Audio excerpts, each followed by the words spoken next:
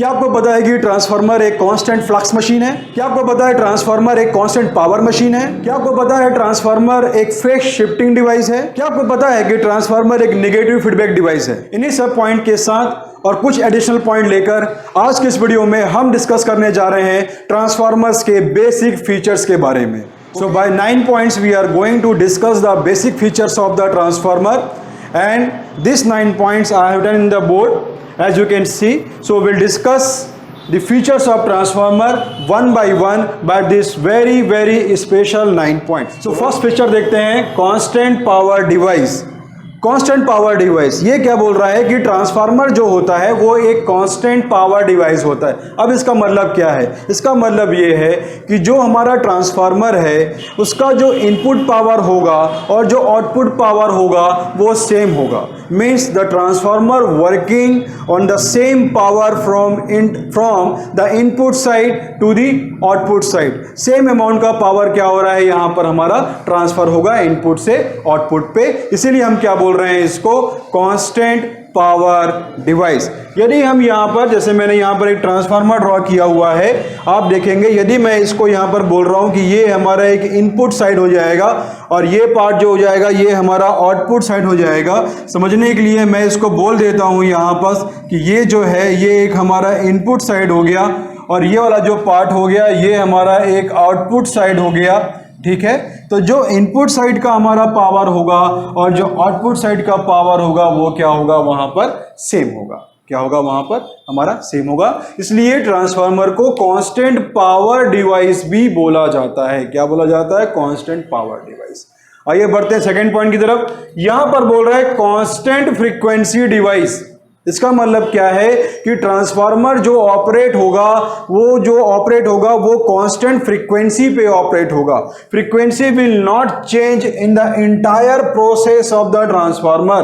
Frequency is going to be constant again from the input side to the output side. Okay, तो whatever the quantities we are going to find out from the secondary of the part of this transformer, that is going to be remain same as we are giving the frequency to the input side. So the input and the output frequency is going to be same.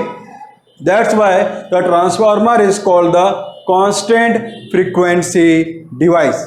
The transformer is called the constant frequency device. Next point we'll see. Next point यहां बोल रहा है constant flux device. क्या बोल रहा है कि transformer जो है ये एक कांस्टेंट फ्लक्स डिवाइस होता है। अब इसका मतलब क्या है, आइए मैं आपको बताता हूं। जैसे मैंने आपको बोला कि हम ये लेके चल रहे हैं कि ट्रांसफार्मर का ये जो साइड है ये इनपुट साइड है, तो इनपुट साइड पे मान लीजिए कि हमने यहाँ पर एक सप्लाई वोल्टेज दिया हुआ है। क्वाइट ऑब्वियस ये जो है ये AC होगा, तो ये जो हम लोग इनपुट वोल्टेज, जो इनपुट सप्लाई वोल्टेज दे रहे हैं ये आपका एक AC वोल्टेज होगा।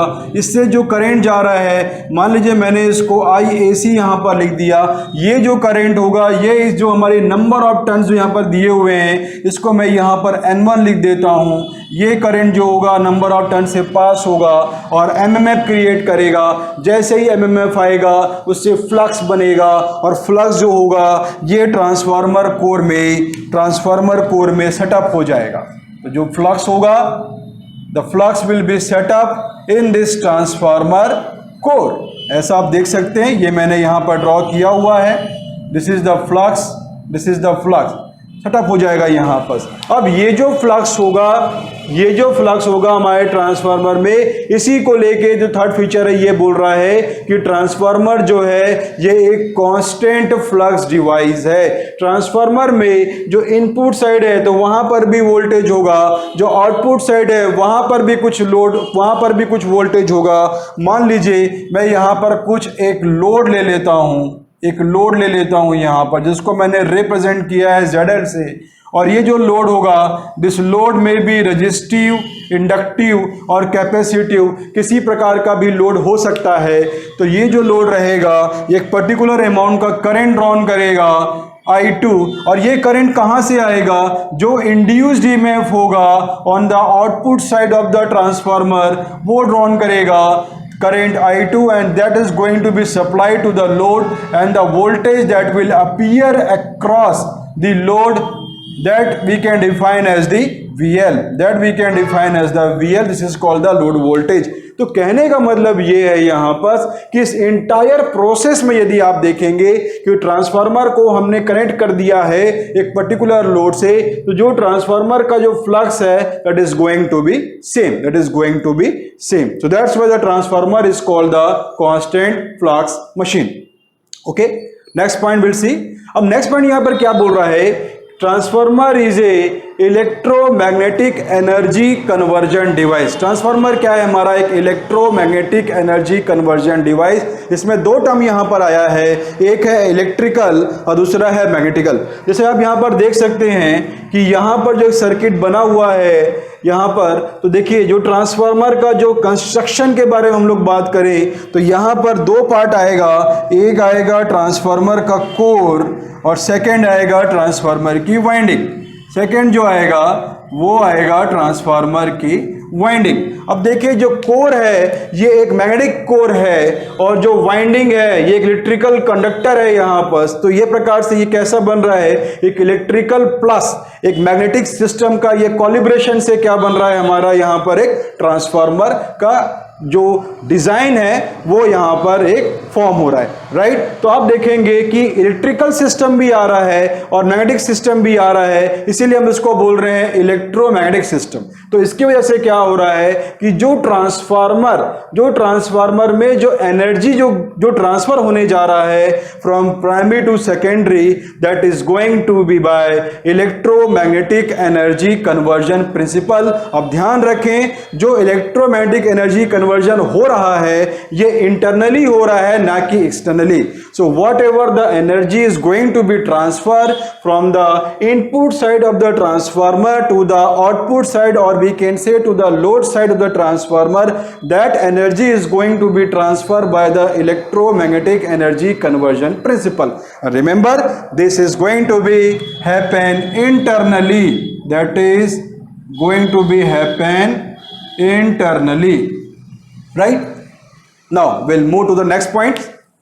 नेक्स्ट पॉइंट हमारा बोल रहा है it is a coupled device. It is a what, coupled device. जैसे मैंने आपको बोला यहां पर कि आप ट्रांसफार्मर में देखिए ये एक इलेक्ट्रोमैग्नेटिक कपल्ड सर्किट है। क्या है ये, इलेक्ट्रोमैग्नेटिक कपल्ड सर्किट। जो कोर है ये एक मैग्नेटिक मटेरियल से मिलकर बना हुआ है, इसीलिए हम इसको क्या बोल रहे हैं, एक मैग्नेटिक कोर बोल रहे हैं। और ये जो वाइंडिंग है ये एक पर्टिकुलर कंडक्टर से मिलकर बना होगा, चाहे वो कॉपर होगा या एल्यूमिनियम होगा, तो उससे मिलकर क्या करेंगे हम इस वाइंडिंग को बनाएंगे। तो ये जो एक पूरा अरेंजमेंट है, ये जो आप पूरा अरेंजमेंट देख रहे हैं यहाँ पर, ये एक कैसा है, ये कपलिंग है। किसकी कपलिंग है यहाँ पर, एक इलेक्ट्रिकल और मैग्नेटिक सर्किट की यहाँ पर कपलिंग है। और आप ध्यान से देखेंगे यहाँ पर तो आप पाएंगे कि यहाँ पर जो हमारा इनपुट साइड का जो यहाँ पर वाइंडिंग है और जो आउटपुट साइड की वाइंडिंग है, इनका आपस में कोई भी कनेक्शन नहीं है। So we can say कि there is a electrical isolation. We can say there is a electrical isolation between the input side of the winding to the output side of the winding. But there is a no magnetic isolation. So we can say in transformer designing you can say there is a electrical isolation but there is a no magnetic isolation because it is magnetically coupled here. Okay, so remember this point. This is very important point. By that in actual way we are describing the transformer in which way it is made up. Okay, so now we'll move to the next point. Next point यहाँ पर क्या बोल रहा है, देखिए transformer is A phase shifting device. This is very very important point. अभी recent जो कुछ एग्जामिनेशंस हुए हैं वहां पर जो ट्रांसफार्मर को लेकर कुछ थ्योरेटिकल क्वेश्चन जो आया हुआ है उसमें ये पूछा गया है, 4 ऑप्शन रहेंगे, उसमें ये पूछा गया है कि ट्रांसफार्मर इसमें से क्या मशीन है। उसमें अब आपको एक ऑप्शन मिलेगा ट्रांसफार्मर एक कांस्टेंट, ट्रांसफार्मर क्या मिलेगा वहां पर, ट्रांसफार्मर जो है एक फेज शिफ्टिंग डिवाइस है। यदि ये आपको ऑप्शन में दिख रहा है तो आप बिल्कुल इसको टिक करेंगे, ठीक है। अब देखिए ये किसे कहने का मतलब क्या है, फेज शिफ्टिंग डिवाइस कहने का मतलब ये है कि जो भी हमारा इनपुट क्वांटिटी होगा और वो जिस भी फेज एंगल पर होगा, जैसे मान लीजिए मैंने यहाँ पर एक AC ड्रॉ किया हुआ है, जैसे आप देखेंगे मैं एक कर्व ड्रॉ करता हूँ यहाँ पर, तो यदि मुझे कर्व इनपुट साइड पे इस फॉर्म पर मिल रहा है जो कि बेसिकली एक अल्टरनेटिंग नेचर का है, यदि हम आउटपुट के बारे में बात करेंगे तो that is going to be reversed, that is going to be reverse, ये रिवर्स हो जाएगा। सो ट्रांसफार्मर बेसिकली जो भी इनपुट साइड में हमारी क्वांटिटीज होगी, स्पेशली इफ आई से in terms of the applied voltage और अप्लाइड करंट, तो उसके रिस्पेक्ट में जो भी ट्रांसफार्मर में फ्लक्स जो यहां पर आ रहा है, flux is depending upon the magnetizing current, so that is going to be in the same waveform, but if we're talking about the induced EMF is occurring here, that is going to be change. Okay, तो जो भी हमारा ultimately जो output waveform मिलेगा वो input waveform का 180 degree phase shift हो जाएगा। तो उसके कहने का मतलब ये है कि जो भी हम इनपुट में देंगे, जो भी हम फेज यहां पर दे रहे हैं, उसका 180 डिग्री का फेज शिफ्ट हमको कहां पर मिलेगा, वो हमको आउटपुट पर मिलेगा। ठीक है, आइए बढ़ते हैं नेक्स्ट पॉइंट पर। यहां बोल रहा है transformer is a 2 port 4 terminal device. क्या बोल रहा है? Transformer is a 2 port 4 terminal device. Basically this point relating this transformer with the 2 port, as by the 2 port we can relate and we can say this is 1 port. हम इसको बोल सकते हैं, देखिए जो हमारा इनपुट साइड है हम इसको बोल सकते हैं 1 पोर्ट, और जो सेकेंडरी साइड है इसको हम बोल सकते हैं सेकेंड पोर्ट। इसको हम लोग क्या बोल सकते हैं?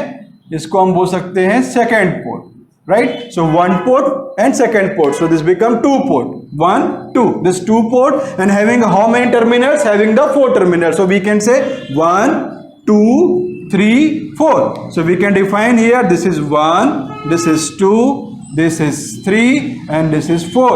This is a 4 terminal device. So like a 2 port in network theorem or network system we have described, so we can also resemble it with the 2 port network and we can say transformer is a 2 port and 4 terminal device. That's why this point has come up.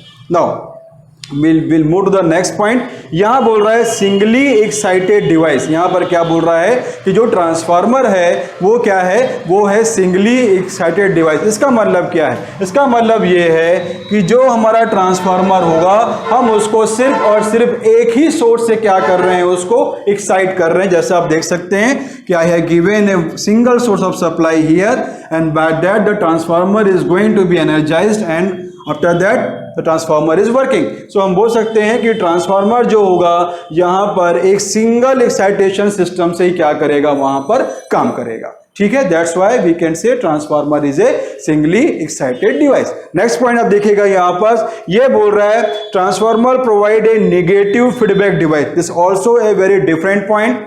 Transformer provide a negative feedback device, इसका मतलब क्या हो रहा है? आप देखिए, basically जब transformer की वर्किंग हो रही है, यहां पर जब ट्रांसफार्मर की वर्किंग हो रही है तो ये जो इंड्यूस्ड ईएमएफ यहां पर प्रोड्यूस होगा because of the linking of the magnetic flux to the number of turns. तो यहां पर जो इंड्यूस्ड ईएमएफ होगा और इंड्यूस्ड ईएमएफ की वजह से जो भी इंड्यूस्ड करंट होगा तो वो हमेशा उस कॉज का अपोज करेगा जिसकी वजह से वो प्रोड्यूस हुआ है, as per the Lenz law.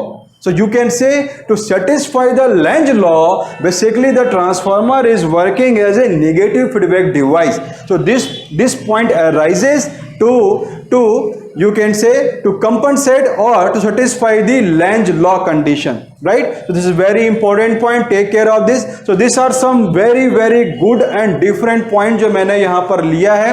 मैंने आपको यहाँ पर सिर्फ एक हाईलाइट किया हुआ है, आप इस पॉइंट्स को ध्यान रखिए। आप ट्रांसफार्मर को सिर्फ इन 9 पॉइंट्स में ही उसके फीचर से डिफाइन कर सकते हैं। यहाँ पर मैंने ट्रांसफार्मर के यहां पर आप बोलेंगे उनके कंस्ट्रक्शन डिटेल्स के बारे में बात नहीं किया कि वो कैसे बनता है। मैंने यहां पर ट्रांसफार्मर के वर्किंग के बारे में भी बात नहीं किया है। मैंने सिर्फ यहां पर ट्रांसफार्मर के स्पेशली जो फीचर्स हैं उसके बारे में डिस्क्राइब किया है। आगे जो मैं आपको वीडियो प्रोवाइड करूंगा वहां हम डिटेल में और जाएंगे। मैं आपको ट्रांसफार्मर के वहां वर्किंग के बारे में, उसकी डिजाइनिंग के बारे में, वो कैसे काम करता है, कैसे उसका एनर्जी ट्रांसफर होता है, वो सारे पॉइंट मैं आपको आने वाले वीडियो में बताऊंगा। इस वीडियो में सिर्फ हमारा जो मेन टॉपिक है वो ये कि in features way how we can define a transformer. और मैं एंड करता हूं इस वीडियो को ट्रांसफार्मर के डेफिनेशन के साथ, जो अमूमन मेरे ख्याल से सारे जो इंजीनियर जो ट्रांसफार्मर पढ़ चुके हैं उनको याद उनके मन में बैठ गया होगा